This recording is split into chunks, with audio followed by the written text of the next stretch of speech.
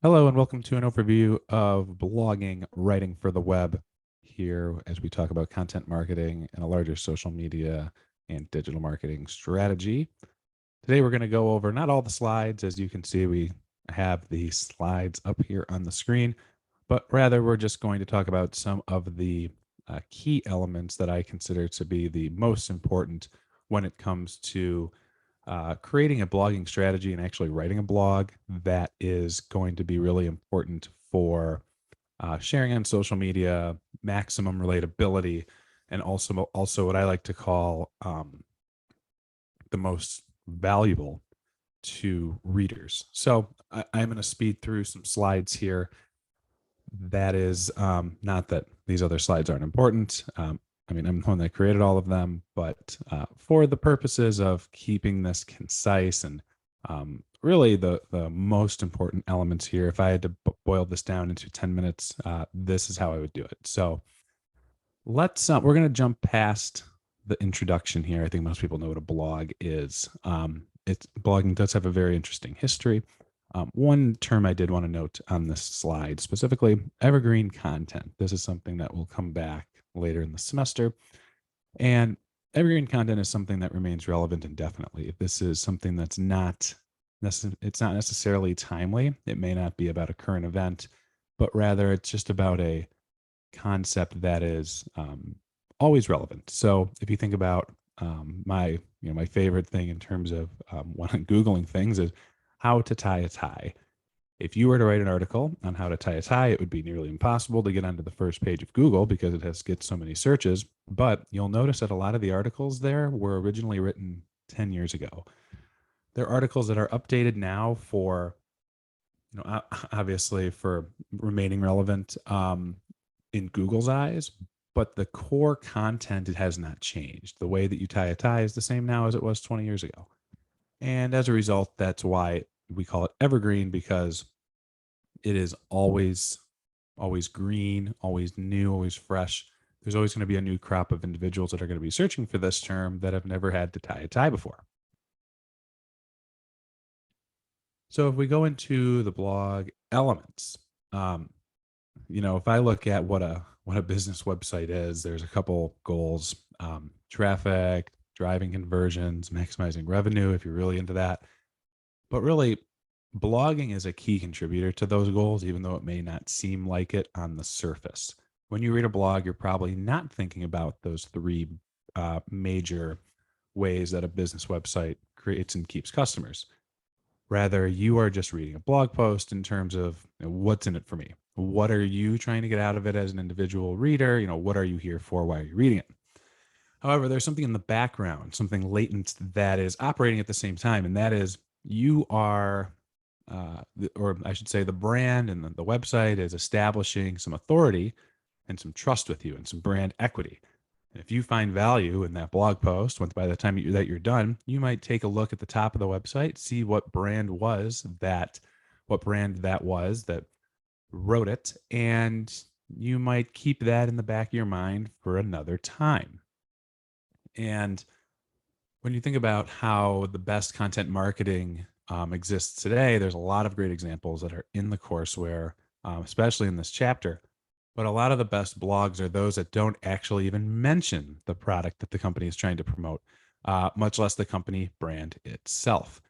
We've seen this in the earlier chapters with things like REI doing an infographic on how to wrap a sprained ankle, or how Pillsbury shows all sorts of recipes, even though there's only one or two ingredients that they themselves made. So when we look at blogging, you can think about industries, think about the different types of individuals, places, a lot of those nouns, people, place, and things that relate loosely to the business and the brand. But when it comes down to it, the blog is not actually promoting their own product and their own brand name.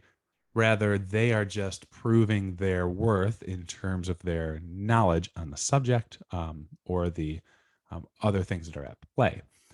Another item here to mention is that blogs do require proper marketing. Blogs are only as effective as the ability for people to see them. So that is where search engine optimization or SEO comes in. SEO is officially defined as the ability. Well, my definition of it is the ability for something online to be seen by people when they are googling it or searching it on Bing or other platforms. We do not go into the chapter on SEO. There is a chapter on SEO in the content marketing text. We don't go into that, but there is a section on keyword optimization, which is a core element of SEO in this chapter. I will not be digging into that here, and you actually won't need to know a ton of that either. Um, Again, this textbook, when taken on its own, independently, is great for a full, robust content marketing strategy. And the way that we are looking at it here today is how can content contribute to a social media specific strategy? SEO, while great and yes, necessary, and I highly recommend if you even are doing this for social media, something has to take a back seat here. And that is what I am choosing to take the back seat for today. These are some good terms to know. Conversions. I mean, any of you that have worked in websites before are going to know what that is. But really, that is the desired action that you want somebody to take. That could be filling out a form. That could be registering for an event. It could be buying something. It could even be making it off the homepage to another page.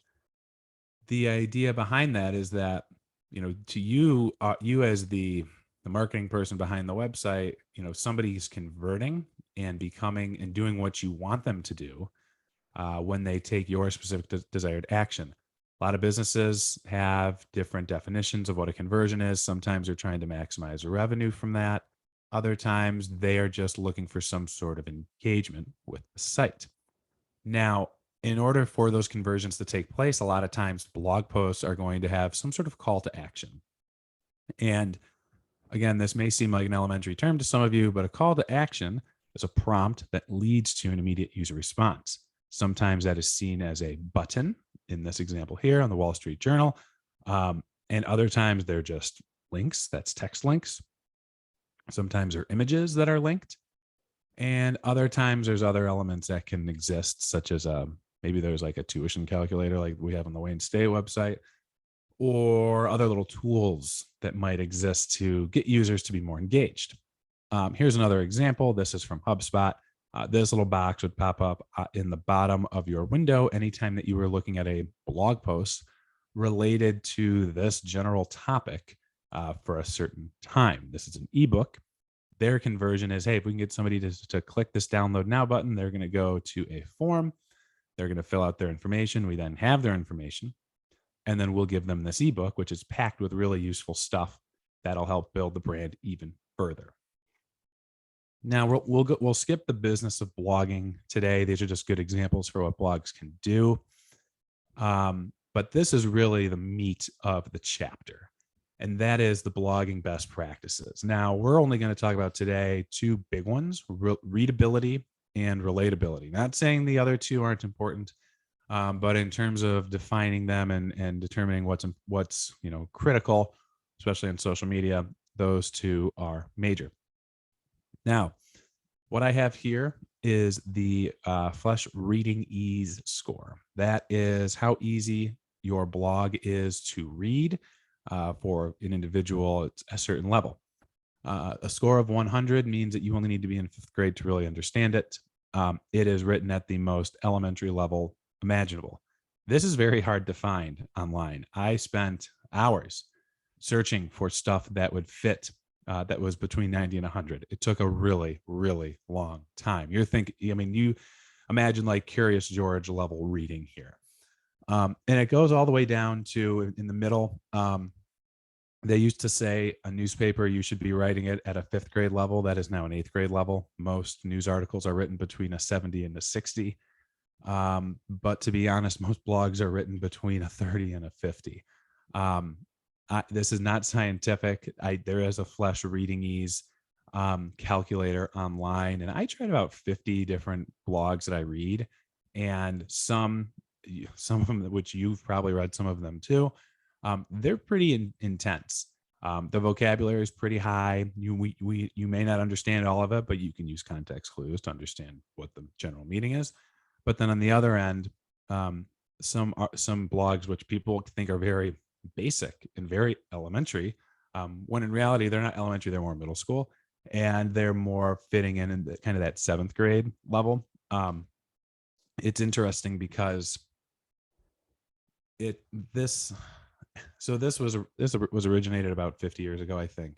And um, while on one side we have, people talk about how society has kind of been dumbed down in recent years and how the internet has kind of just, made us all idiots. There's like all sorts of stuff online about that. Um, Conversely, blogging has had a complete opposite impact. Um, this, I don't actually think this is true anymore. I think if we were to adjust it, that 90 to 100 is probably like second or third grade reading level, where you're looking at like 3 words at a time. Because most of the time when you are at a fifth grade, sixth grade, when you, like, kids that are at this level that are already online, that are already consuming content, they're understanding stuff that you're going to see that are in that 60 to 70 range. Um, if I'm judging this by what the real world is like, I would move all of these numbers up by about 3 rows. Now, that's not actually what's going on. That's not something, that I'm ever going to test anybody on. But if I'm sharing my own personal opinion, there's very, very, very little online that falls in these top 2 sections. Again, it took me a long time. I had to go through several kids' websites to even find something that was written for them at this alleged score. So that's just another thing to look at. Here's one example. If you were to read this, what level do you think this is at? I think this is, I have to double check and see what that is. Let's see here. I think this is like somewhere around between a 30 and a 50. And this is just a general news article, nothing crazy. And then you look at here, and this is from Time for Kids. This is what I finally was able to find that I think was like an 85. It was not 90 to 100. But if you see, like, this is as basic as possible. And when we think about, how do you define reading ease? That's where you look at the definition of readability. You have short sentences. Like here you have, snow is frozen water, 4 words. Time for a snowball fight, 5 words. Short sentences, short paragraphs, no passive voice. Paragraphs, keeping them to 4 sentences or fewer. That's more in like the news journalistic way, where you never see more than a couple paragraphs grouped at a time. And passive voice, what that is just a quick English lesson for you.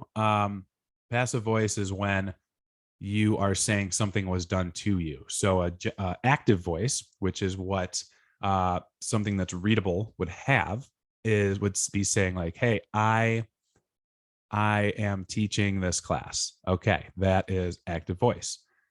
But then if you were to use passive voice, it would be the opposite, where now you are going to be the students are the actual actor in the sentence. And so you would say the students are being taught this class. There's more words in passive voice, a little bit more awkward, and there's always extra verbs that kind of muddle the sentence. It took me personally, I was an English major, and to be perfectly honest with you, I didn't really fully understand and grasp what passive versus active voice was. It wasn't until I was in the working world and I was getting dinged for it enough times that I finally figured it out. And now I rarely will write in passive voice. It just takes a lot of time and a lot of experience and a lot of people yelling at you to say that it's incorrect. None of that is something that I personally would test on, but it is something that Google somehow is looking for, and will try. They might not ding you, but I can say with pretty good certainty that most actual SEO checkers, SEMrush, Yoast, things like that, they will check for that, and they will downgrade your score on that. We'll skip over simplicity. This is pretty basic. Less is more. Don't bury the lead, and put the most important words of the headlines up front. Relatability. This is the other element that I really wanted to spend a minute on. Um, there's a lot of, this is not a full list, but this is the type of content that individuals find the most relatable. Things like checklists, how-to guides, lists. We've all seen these. Cute questions and answers, reviews. We've all consumed this type of content before. And this is the type of stuff, when shared on social media, is going to get the most clicks and is going to get the most engagements. You think about a checklist. If you compare, you know what, let's not do a checklist. Let's talk, if we talk about a how-to guide, we'll do how to tie a tie. Okay. And maybe it's combined with a list. How to tie a tie in 4 easy steps. Okay. You post that on Facebook. It's got a nice little graphic. People will click through. If you compare that to a blog post that is written as, hey, the, tying a tie, and it's just a bunch of prose in paragraphs, which one do you think is going to capture the attention of the followers on Facebook?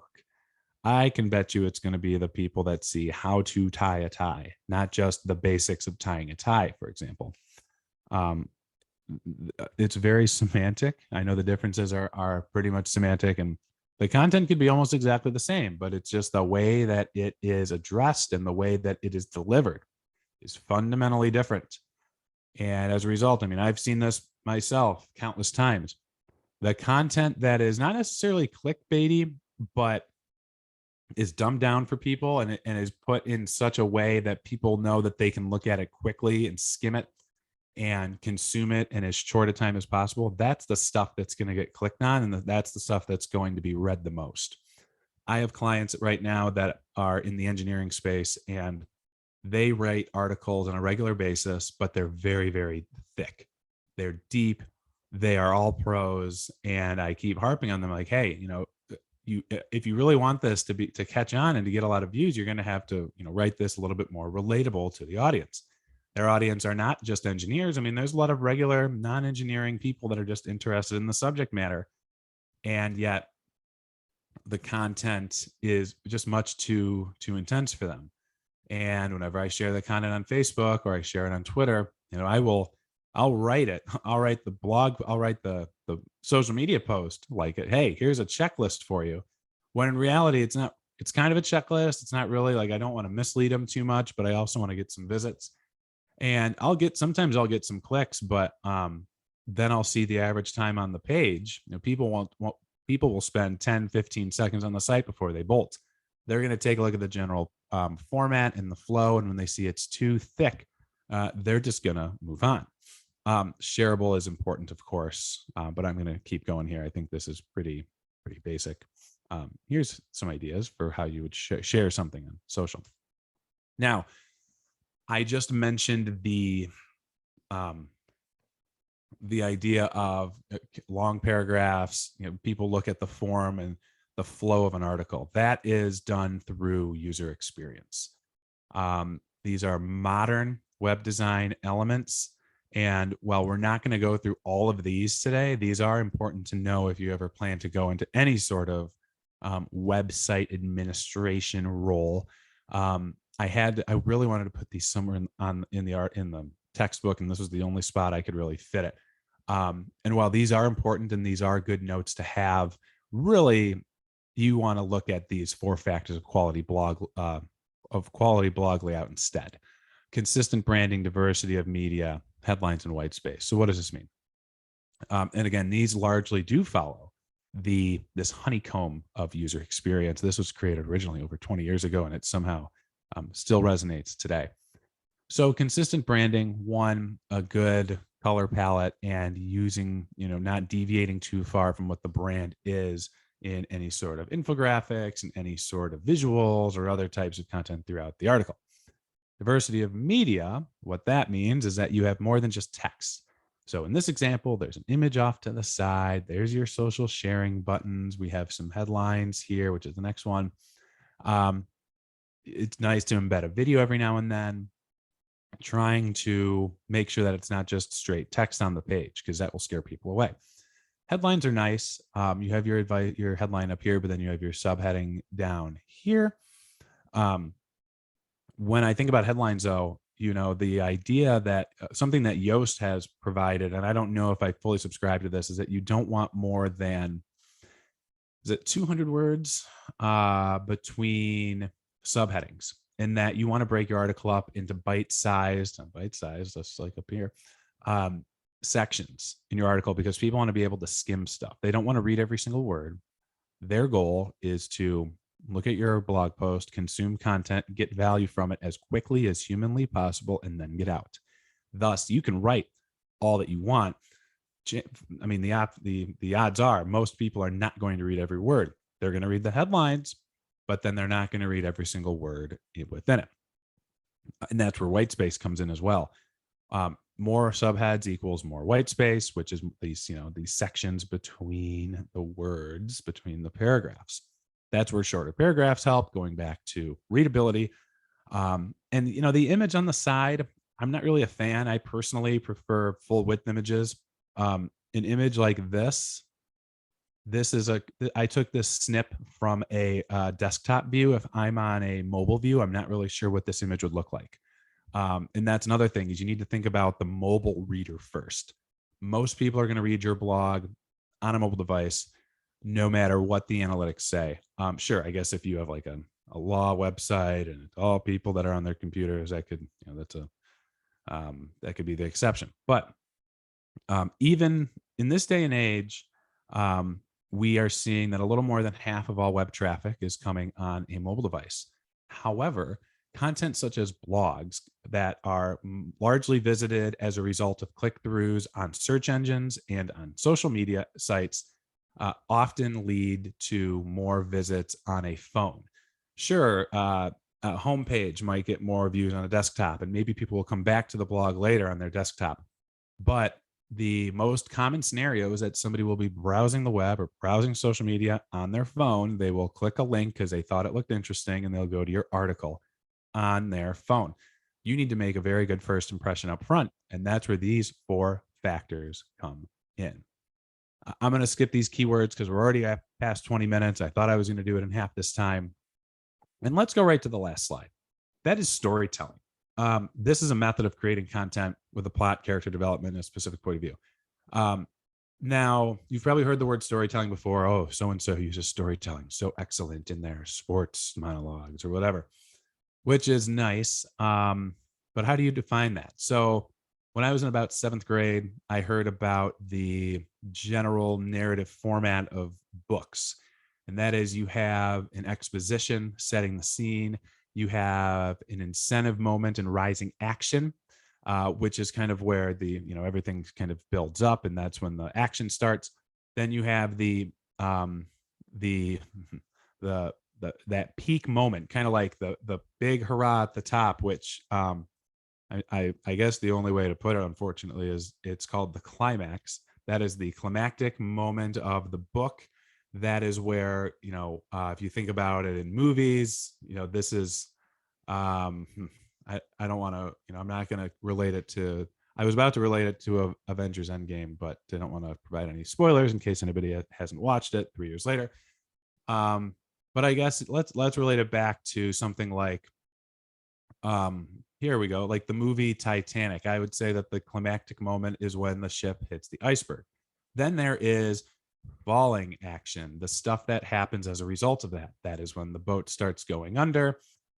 People go crazy.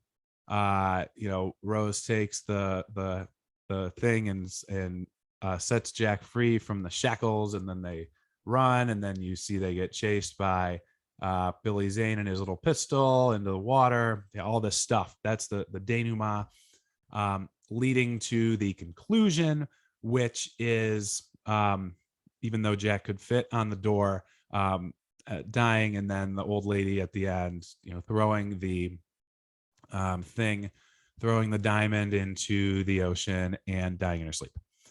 Now, I just kind of summed that all up really quickly. You had the incentive moment, which is kind of when Jack saves Rose from jumping off the boat originally, kind of to go back. But that's the storytelling arc. And not that you need to integrate all of these into a blog post, but the idea behind storytelling for blogging is that you can create characters that are relatable, that people can can empathize with, and that there are plot devices that are implemented. And in text, it's just kind of, metaphors and what are some other examples? Some actual action that is integrated, some relatable pieces of content, and this is the kind of stuff that creates more of a storytelling piece where back in the old days, people, great storytellers and great orators, would really capture people's attention and create these compelling individuals that were a part of the story. And this is largely done through first person blog writing. Um, and it's something where by the end of it, you feel like you've been on this journey with a narrator or with a protagonist or with an antagonist, and you're kind of sad to see it end. And it's going to work best when you're reaching an audience that might not otherwise be familiar with the topic. And something I see this a lot with is content about the city of Detroit. You have the city of Detroit bloggers. Um, you have people like my friends over at Daily Detroit used to do this all the time, where they would talk about their travels throughout the city and the places they would go, the bars they would check out, the art exhibits that they would see, and the outdoor places that they would check out. And they would make it a true storytelling opportunity. And as a result, people would get really emotionally invested, and feel like they're there with them. And sure, the city of Detroit is something that makes it a little bit easier to tell a story about because there's such storied history about it. But you can do that with a lot of other industries and a lot of other topics as well. It doesn't have to be something as dramatic as something like the Titanic from 1912. Rather, you can think about it in your own world, in your own niche. How can I make this topic so interesting that people who would have never imagined that my topic would be interesting could be emotionally invested? That is the challenge. It's really hard to put into words, and I don't think I've done it great justice today, but I've also talked far too long on this. So that sums up here the blogging chapter. And this is one of my favorites. And this is, if I had to say, if I had one specialty in all of this textbook, it's this chapter. So if you have any questions whatsoever on any of this, please feel free to reach out. I am happy to talk more. And I believe that it is something that is really important to the success of any sort of social media campaign, any sort of social media strategy. Um, and if not blogging, it's got to be another content form. And we'll talk about those in the coming weeks as well. So thank you for listening. I know this was a lengthy one. Did not mean to, but these are the topics that are near and dear to my heart, and I will have more next week.